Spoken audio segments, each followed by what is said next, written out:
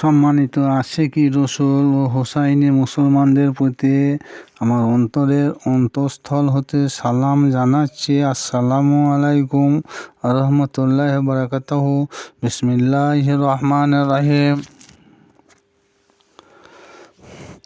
হুজুর পাক সাল্লাল্লাহু তাআলা আলাইহি সাল্লাম যখন মায়ের পেটে ছিলেন তখন পিতা হারিয়েছেন। যখন 4 থেকে 5 বছর বয়স হলো তখন আম্মাজানকে হারিয়েছেন। তারপরে তিনি চাচা আবু তালেবের কাছে তিনি মানুষ হতে লাগলেন। আস্তে আস্তে তিনি বড় হতে লাগলেন। যখন উপযুক্ত বয়স হলো তখন একদিন হুজুর পাক সাল্লাল্লাহু তাআলা আলাইহি সাল্লাম চাচা আবু তালেবকে ডেকে বলছেন, চাচা যান, আপনি আমার দলের সকল লোককে ডেকে বলুন, তারা যাহা প্রস্তাব দেবে সকল প্রস্তাব আমি মেনে নেব, কিন্তু আমার একটা কথা তোমাদেরকে মানিয়ে নিতে হবে। এই কথাটা হুজুর পাক বললেন চাচা আবু তালেবকে, যে আপনার দলের সকল লোককে ডাকুন, তাদের যা চাওয়া পাওয়া সমস্ত কিছু আমি মিটিয়ে দেবো, কিন্তু আমার একটা কথা তাদেরকে মেনে নিতে হবে। ভাতিজার কথা শুনে চাচা আবু তালেব খুবই খুশি হলেন। কুরাইশ সর্দার আবু জাহেল, আবু লাহাব প্রমুখ সকলকে ডেকে একত্রিত করার পর হুজুর পাক সাল্লাল্লাহু তাআলা আলাইহি সাল্লাম বললেন, তোমাদের যে সব প্রস্তাব আমাকে মেনে নিতে হবে সেগুলো কি কি? তারা বলল, মুহাম্মদ সাল্লাল্লাহু আলাইহি সাল্লাম, তুমি আমাদের মাবুদের বিরোধিতা করতে পারবে না। দ্বিতীয় প্রস্তাব হলো, আমরা তোমার মাবুদের বিরোধিতা করব না। তৃতীয় নম্বর হলো, প্রকাশ্যে নামাজ পড়া যাবে না। চতুর্থ নম্বর, জোরে কোরআন শরীফ পড়া যাবে না। হুজুর বললেন, এসব প্রস্তাব যদি আমি মেনে নিই তাহলে তোমরা সকলেই খুব খুশি হবে। তারা সকলে এক বাক্যে বলে উঠল, হ্যাঁ, আমরা সবাই খুশি। এই বলে সকলে আনন্দে মেতে উঠল। কিছুক্ষণ পর হুজুর পাক সাল্লাল্লাহু তাআলা আলাইহি সাল্লাম, তোমাদের সকল কথা আমি মেনে নিলাম। হুজুর পাক বললেন, তোমাদের সকল কথা আমি মেনে নিলাম, আমার একটা কথা তোমরা মেনে নেবে না? একত্রে সবাই বলল, হ্যাঁ, মুহাম্মদের সাল্লাল্লাহু তাআলা আলাইহি সাল্লামের এবার তুমি যাহা বলবে আমরা তোমার কথা একটা মেনে নেব। হুজুর বললেন, তোমরা সকলে একবার লা ইলাহা ইল্লাল্লাহু মুহাম্মাদুর রাসূলুল্লাহ এই কলমাটা পাঠ করে নাও। উত্তরে তারা সেদিন কি বলেছিল? তারা সকলে বলেছিল, মুহাম্মদ, তুমি সাবধান হয়ে যাও। একথা দ্বিতীয়বার যেন মুখ দিয়ে আর উচ্চারণ না করা হয়। কথা বলার পর তারা আবু তালেবকে বলল, তোমার ভাতিজাকে সাবধান করে দাও, আমাদের বাপ দাদার আনিত ধর্ম যেন বাধা না দেয়। আর যদি বাধা দান করে তাহলে তার সাথে এবার আমাদের যুদ্ধের ময়দানে দেখা হবে। একথা শোনার পর চাচা আবু তালেব কাতর হালে ভাতিজাকে বলল, বাবা, তোমার দায়িত্ব আর আমি বহন করতে পারবো না। একথা শোনার পর হুজুর পাক সাল্লাল্লাহু তাআলা আলাইহি সাল্লাম এক দৃষ্টি চাচার পানে অঝোর নয়নে তাকিয়ে রইল।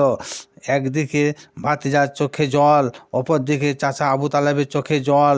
মহানবী সাল্লাল্লাহু তাআলা আলাইহি সাল্লাম বলেন, চাচা যান, যখন আমি মাতৃগর্ভে ছিলাম তখন আমি পিতা হারিয়েছি। পিতার স্নেহ, মায়া, মমতা আমি কিছুই অনুভব করি নাই। তাতেও আমার একটু মাত্র দুঃখ, বেদনা, কষ্ট কিছুই হয় নাই।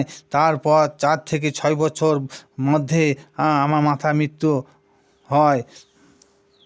মাতার স্নেহ, মায়া, মমতা, ভালোবাসা থেকে আমি বঞ্চিত। তখনও আমার মনে বিন্দুমাত্র কষ্ট হয় নাই। এরপর দাদার কাছে 2 বছর কাল আমি মানুষ হয়েছি।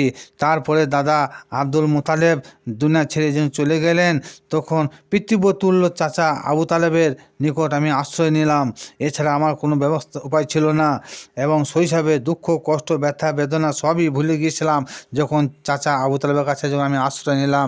আমি মায়ের শোক ভুলে গেছি, পিতার শোক সব ভুলে গেছি, দাদা আব্দুল মোতালেবের শোক সবই ভুলে গেছিলাম, কিন্তু মনে করেছিলাম যে এইখানে সুখের দিন কাটাবো।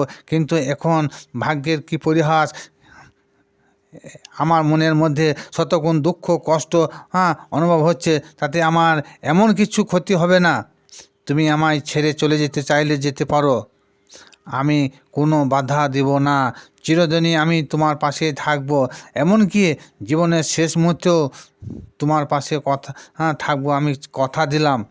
ভাতিজার কথা শুনে চাচার মনে প্রচণ্ড ব্যথা অনুভব হয়েছিল সেই দিন, কিন্তু মনে মনে ভাবছে কিছুই করার নাই। হুজুর পাক সাল্লাল্লাহু তাআলা আলাইহি সাল্লাম বললেন, চাচা যান, কেহ যদি আমার দুই হাতে চন্দ্র সূর্যকে নামিয়ে দেয় তাহলে কলমার দাওয়াত দিতে আমি পিছু পা হাঁটব না, আমি কলমার দাওয়াত দিতেই থাকব। কুরাইশ দলনেতা সকলেই দেখল মুহাম্মদের ওপর এত অত্যাচার করার পরও সে তার মামুদের কথা প্রচার করতে ছাড়লো না, তৌহিদ বাণী প্রচার করতে ছাড়ছে না। তখন সকলে মিলে মোহাম্মদ মুস্তাফা সাল্লাল্লাহু তাআলা আলাইহি সাল্লামকে বলতে লাগলো, তুমি শোনো মোহাম্মদ, তুমি শোনো, তোমার সাথে আমাদের মেয়ের বিয়ে দিতে চাই। এমন প্রচুর বিয়েতে প্রচুর ধন দৌলত সোনা গহনা সব তোমাকে উপহার দেবো, তোমার অভাব অনটন কিছুই থাকবে না। এ কথা শুনে হুজুর পাক সাল্লাল্লাহু তাআলা আলাইহি সাল্লাম যখন মানল না, তখন তেনাকে প্রাণ নাশের হুমকি দিতে লাগলো। কিন্তু নবী আমার তৌহিদের দাওয়াত প্রচার করতে ছাড়লো না। এরপর রাস্তায় কাঁটা দিতেন, নামাজরত অবস্থায় তারা মরা উন্নির ভুঁড়ি তার ঘাড়ে চাপিয়ে দিতেন, হুজুরের ঘাড়ে চাপিয়ে দিয়েছেন, তবুও হুজুর পাক সাল্লাল্লাহু তাআলা আলাইহি সাল্লাম কিন্তু তাদের জন্য কোনো বদদোয়া করতেন না। নবুয়তের 10 বছর পর, অর্থাৎ হুজুরের বয়স তখন 55 বছর হয়ে গিয়েছিল, তখন মা খাদিজাতুল কুবরা রাদিয়াল্লাহু তাআলা আনহুমাকে দুনিয়ার মায়া ত্যাগ করে গমন করতে হয়েছে। তার কয়েক মাস পরেই চাচা আবু তালেব মৃত্যুবরণ করেন। এই বছরটা হুজুরের পাক সাল্লাল্লাহু তাআলা আলাইহি সাল্লামের কাছে আমল হুজ্জুন নামে পরিচিত, যাকে বলা হয় শোক বর্ষ। হুজুর পাক সাল্লাল্লাহু তাআলা আলাইহি সাল্লাম তিনার জীবদ্দশায় আমল হুজ্জুন পালন করতেন। আমল হুজ্জুন মানে শোক বর্ষ পালন করতেন। এখান থেকে বোঝা গেল জন্ম মৃত্যু পালন করা জায়েজ। হুজুর পাক সাল্লাল্লাহু তাআলা আলাইহি সাল্লাম তিনি নিজে দেখিয়ে দিয়ে গিয়েছেন। এই আমল হুজ্জুন মানে শোক বর্ষ আল্লাহ নবী পাক সাল্লাল্লাহু তাআলা আলাইহি সাল্লাম তিনি নিজেই পালন করে গেছেন। তাহলে আমরা কেন নবী দিবস পালন করব না? হুজুর পাক সাল্লাল্লাহু তাআলা আলাইহি সাল্লামের ওফাত দিবস কেন পালন করব না? আগমন দিবস বা কেন পালন করব না? পালন করা জায়েজ। আসসালামু আলাইকুম, খুদা হাফেজ।